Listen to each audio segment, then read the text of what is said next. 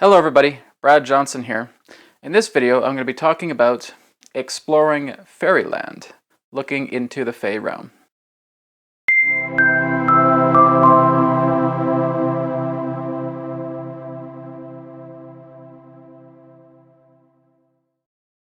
So through the last little while, for the past I'd say few days, maybe up to a couple weeks, I've been looking a lot more deeply into the fairy realm. In fact, just recently I was able to fasten my own wand here, and let's see if you guys can get a pretty good shot of it. This here actually just represents 633. So that would represent my birth date numerology, a life path of 6. And if you took my birthday, March 22nd, 1979, and you added it all together, you would get 33. So that is, again, something very deep to me, and I wanted to add that to the wand. This is the rune for fire. This is a Fae symbol that was given to me during intuition, where I received the symbol for enlightenment. This is another fairy symbol here, where it looks very similar, like an illuminated winged fairy, and that would represent the fairy symbol of spirit. Down here, where we see the lines crossing together, would represent the fairy symbol for manifestation. Down here, we would see the fairy symbol for love. Here, we would see the fairy symbol for strength. And then right at the bottom of the wand, I created a air symbol. So from air, leading up to all of these qualities, right up into fire, and then of course the 633 representing my blueprint in that way. In this black tape, there's my hair. My hair is in it. Not much, as you can see, I don't have that much, but I put some of my hair there. And then it is connected to the amethyst crystal. And I spent a good amount of time just holding this crystal in the palm of my hand and feeling kind of light purplish and violet light just imbuing itself into it. And so this is just the manifestation wand that I use usually when doing certain forms of rituals upon an altar, or just being able to meditate with it as well too. And of course, here at the bottom of the wand are some more symbols, but I'll start right from here. This here represents a rune. I'm trying to remember what all of them mean. This one basically represents spiritual intelligence, wisdom. I won't probably have too much time to go through it all, but I'm just going to kind of get you to take a look. You can look up these runes online. And then, of course, it goes right to the top here. This is another Fae symbol that came to me, representing insight, right? The third eye, inner vision. And, of course, we have the Aries symbol here. So, this is just my manifestation wand that I'm starting to use a lot more. And I wanted to create my own wand. I had a wand that was gifted to me a couple years back. It's actually right over here. So this one was really nice. I really enjoyed using this one. And it was gifted to me by a friend. And I've used it for quite a while. But I wanted to have a wand that was my own. So basically what I did is I just went outside into my backyard, and I took a large branch of cedar, and it was on the ground, and I basically just fastened it together, started carving it, sanding it, and did a wood stain, and this is what we see here. My own little fairy manifestation wand. So, with my experiences with the Fae, I have been looking into the Fae for the past couple of years, but not as strong as I have been now. And I wanted to connect more deeply with the Fae. I wanted to get more deeper into inner sight, into inner vision, into clairvoyance. And so as I started my journey going into my own clairvoyant training, I was starting to get images. I was starting to get impressions. I created a sigil that helped me to develop my clairvoyance a great deal more. And then I was able to connect with a lot of beings. Now, one of the beings was not a Fae. It was Ra from the Law of One. And Ra from the Law of One series from the books basically connected with me. And when I connected with Ra, he is a blue avian, so that is something that Corey Good has talked about as well too. But he is a blue avian being. Vashta Narada, who actually did the 3D art for Ra, also portrayed him as a blue avian being. And so I saw him very, very vividly. Firstly, it was kind of like a close-up of his eye, very amber-like, right? And then I zoomed out, and then I could see his entire body, and it was just encased with this kind of blue feathers in that way, kind of like blue feathers and fur, almost in a type of blend in that way. And he was just kind of looking back at me. His face was very somber. And I just greeted him. I wanted to thank him for all of the information that he shared through Carla Ruckart and through the Law of Enlight research and through the Law of One books. And he was just, again, very somber, just kind of staring back at me. And then what I saw was that he took his hand and just placed it into my right hand and left a white orb within the hand. And I was very, very intrigued by this. And it took me a while to find out exactly what it is that he put in my hand. But after a short amount of time, it turned out to be an eye in the hand. And a couple of days later, I was going into the forest, and I wanted to tap into that a lot more. And so I tapped into it, and I felt that there's something that I can actually connect with this eye in the hand. So what I did is I just was able to focus on that, and being able to bring white light energy flowing down my arm and up into the brow chakra. As soon as I started doing that, it was like just putting two pieces of a puzzle together. It just fit, because I wasn't too sure what to do with this, right? So I basically put that energy into my third eye, and I could just feel this fusion that was happening. And as I felt the fusion, I just closed my eyes, and I just started to move my hand like it was a sensor. And I was able to see into the astral realm. I was able to see into the fairy realms. So I was able to take a look at Faerieland, and I could see communities inside trees, just like as if you could open up a tree and see something inside it without having to open up. Looking into all these just beautiful vines that were circulating. But even after doing a lot of that, I went into another forest and started looking more into the Fae as well. I actually did a video on Facebook relating to my experiences with the Fae. And basically I had a Fae moss dragon that actually came together in my inner vision. And he started giving me a tour of Faerieland. And basically that's what a lot of people call the Fae realm. It's referred to as Faerieland. Now some people spell fairy F-A-E-R-Y, or there can be F-A-E-R-I-E, or some people just refer to it as the Fae. The common spelling that we often feel is F-A-I-R-Y. I really like the idea, I guess, other the two, F-A-E-R-Y or F-A-E-R-I-E. To me, it's basically just a preference because it's an energetic, and so we all feel it differently. We all experience it differently. But anyways, going back into this experience I had with the moss dragon. So it was a Fae moss dragon. It was basically like he was just coming right out of the mossy grass to where I was sitting and meditating. And basically he had kind of like two, almost looked like wooden horns. I can't say if they were wooden or not, but they kind of looked wooden coming out of his head. And so he had that kind of dragon-like face, but he was just entirely covered in moss. It was very, very beautiful. And so he just kind of gave me an invitation. He didn't vocally speak or anything like that, but he just kind of gave me an invitation to come upon him and like be him, and just being able to fly around Faerieland with him. And as I did, I started to see this really beautiful waterfall. It was like rainbow colored. It's a rainbow colored waterfall.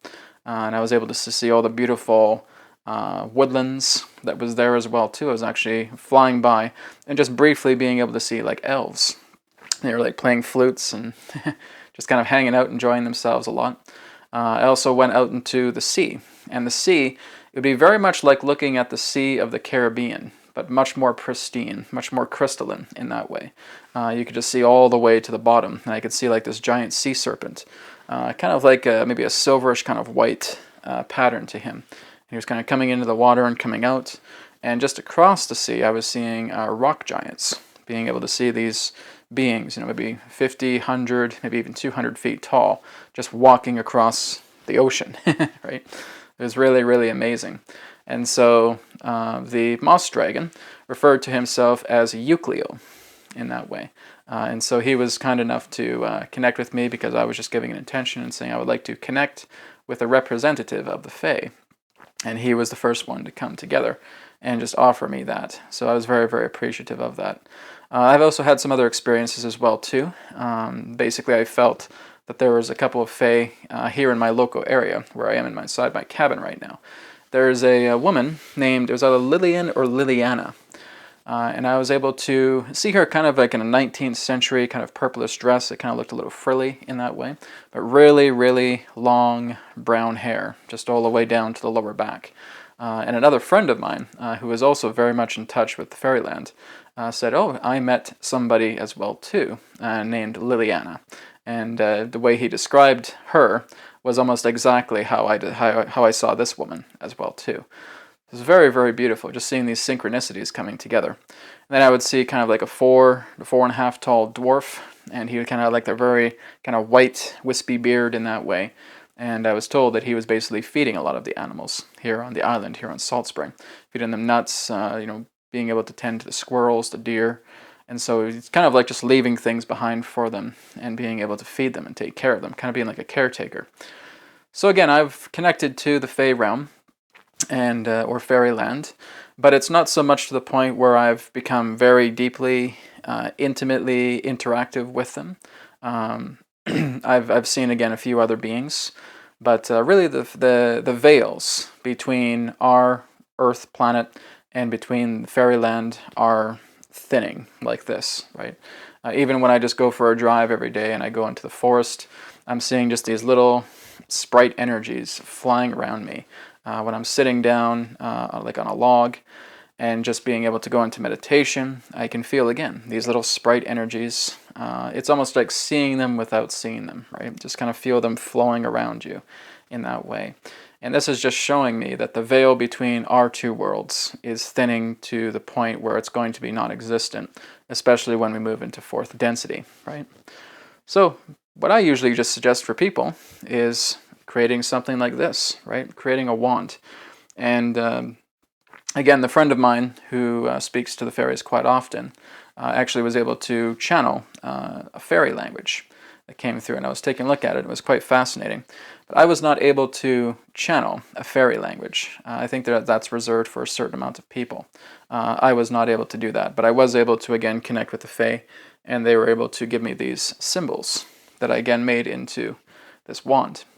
And so I'm basically creating a third version of light circuitry right now, and I use this wand for the third version of the light circuitry attunements, which of course will be talked about in another video. But really being able to explore Faerieland, one important part is just being able to be out in nature. But more so important than just being out in nature is making sure that you have an open heart. You know, it's all about being able to come into your truth. Now the Fae are just magnificent beings, and they can feel your truth without you even knowing what your truth is, right? And they will basically connect to the true. They will connect to the fair ones, right? If you're feeling very dishonest, if you're feeling greedy, if you're feeling that you're in despair and that you want to use people, the fairies would have no interest in connecting together with you. Be it fairy beings, be it human-like fairies or elves or whatever it may be. So basically, there is, it's kind of like they look into your soul. And as you start to go out into nature, you open up your heart, you become true to yourself, you deeply, truly, sincerely want to connect with them. They will, in some way, open themselves up to that. The whole idea here is that the Fae do want to have a narrowing gap between humanity and themselves. Now, the Fae are completely indigenous to this planet. They have been here since the beginning of time, and that we are basically new tenants.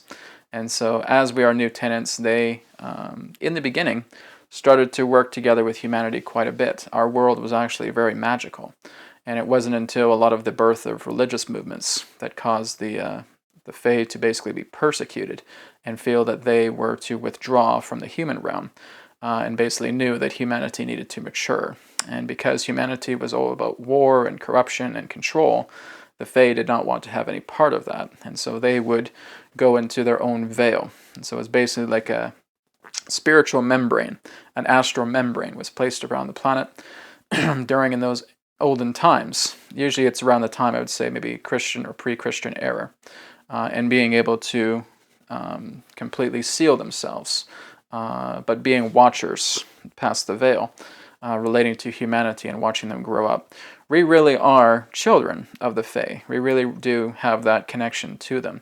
We do have a relationship with them. We share the same planet. We are somewhat similar in many different ways as well, too. Now, basically what's so special about humanity is that humanity has the ability to create out of thin air. The Fae can't do that, right? The Fae have a lot of knowledge. They access the living library. So they have been able to communicate with the collective consciousness of the earth. They've been able to connect with nature, with the plants, with the animals, and have been able to learn from so many different things, going into the deeper spiritual akasha of the earth. And it's like when you go into the fairy realm, from a lot of people who I've talked to who have done that, the music of the Fae is just unbelievable, right? It's like taking the best music that you can hear today, and it still does not compare to the music of the Fae. It's so enchanting. They can even use music for spells, right? They can basically just start playing a tune, and you can just start vibing into it, and immediately just be entranced by it, right? And that's basically a lot of what some of our music has been about as well too, is that there's trance-inducing effects through a lot of the music, and a lot of that came from the Fae, right? So the Fae are very well known for having some really, full spectrum music that's available to us. In fact, we could probably say that many of the popular artists over the generations have basically come back from the Fae realm, from Faerieland, and have shared some incredible music. And they say, oh my God, how could they have come up with that? Well, maybe they got a little bit of a nudge there, right? But it's not just music, it's art itself, it's all forms of creative projects, but not something that they're pulling out of thin air, something that has been part of their traditions, something that's been part of their ancestry, as the Fae themselves are all about structure, right? They're a very structured civilization, you could say. And there's all kinds of Fae, right? We basically say, well, there's no such thing as the flying Fae or the winged Fae. Of course there is. There's all different kinds. It's just based upon different people, because really all you're doing is when you're going into the Fae realms, you're looking into energies that are associating together with the relationship of your nature, your relationship itself, your energy, right? So you may start to encounter Fae who are very human-like. They may look like you and me. They may have pointed ears. They may have slitted eyes, slit pupils in that way. Then you may see the small folk. You may see brownies. You may see gnomes, right? There's all different types of beings. Even if you look into different cultures, you'll see different arrays of Fae beings, from Hawaii, from the deserts, from, again, other tropical destinations, from England to North America, South America. Pretty much every civilization has their own portrayal of the Fae, and we're still not even close to understanding the vastness of them. We call it Faerieland, but it's much more than just a land. It's something that is truly a beautiful realm of consciousness, and it really represents the astral realm, right? And we're being able to connect with the astral realm and being able to interact together with the Fae, where we're moving from third density to fourth density. The astral realm is going to become much more vivid and much more available to us. And so it'll be very, very common to connect with elementals, to connect with fairies, to connect with apparitions, to connect with loved ones who have passed on, who remain in the astral realms, right? We're able to connect with all of that. All of that is coming together in these times ahead, and again, many of us are feeling it right now.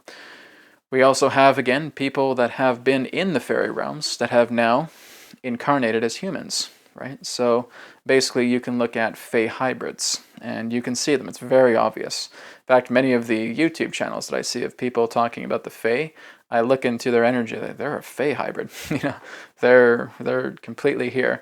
Usually a lot of women that I see own metaphysical shops, hybrids of the Fae. Very, very common.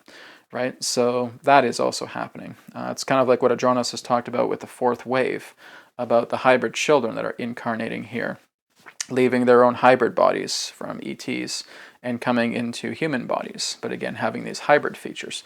Well, the same thing goes with the Fae, is the Fae also has that as well too, connecting with these Fae or fairy or elven, gnome hybrids, who knows, right? There's all different types of possibilities. Our world is changing so exponentially that we just can't keep up with all these things that we're noticing. It's getting so intense, it's getting so prolific and fruitful, relating to all of these incredible beings that are on our planet. And I've met some really amazing people who have just shown pure magic with what they have been able to connect with, be it the Fae, be it elementals, be it hybrids, be it extraterrestrials, be it angelic consciousness, whoever it may be. They have some very deep connections, and they're doing their own work as well too. But really where we are going as a fourth density culture, beings like the Fae, Faerieland, the Fae realm, is going to be very much a part of our life. And now is the perfect time, as we're just starting to walk down this road with the event, for us to really get together and start interacting with the forests, start connecting, having our true intentions understood, having our own true feelings completely open, and we're wearing them on our sleeve. And that is what's allowing the Fae and other beautiful beings to come together in your life and teach you. They can interact with you. They can tell you a lot of different things. The Fae are one of the most intelligent beings you will find here on the entire planet. They know everything. They are gatekeepers. They are caretakers of the Akasha, of the living library here. So you can learn a lot from the beautiful Fae. So this was just my own intention to bring about this information through some of my light experiences with the Fae, because it is very, very small in comparison to a lot of people that I've heard, but nonetheless, it has just been absolutely beautiful. We think that our nature is beautiful here, and it is. But when you go into Faerieland, you go into the Fae realm, you multiply our nature by 1,000, and that's how they live. It's absolutely beautiful. It's just an astral wonderland of beauty. So thank you very much, everybody, for tuning in, and I look forward to speaking to you again in the next video. Much love to you all. Namaste, and I'll speak to you again in another perspective of the now. Take care. Thank you, everybody, for tuning in to New Earth Teachings YouTube channel. Please feel free to visit our website, newearthteachings.com. Private sessions, digital courses, blog, free media, and a lot more. Again, newearthteachings.com. Thank you so much, and I look forward to speaking to you again in the next video. Take care.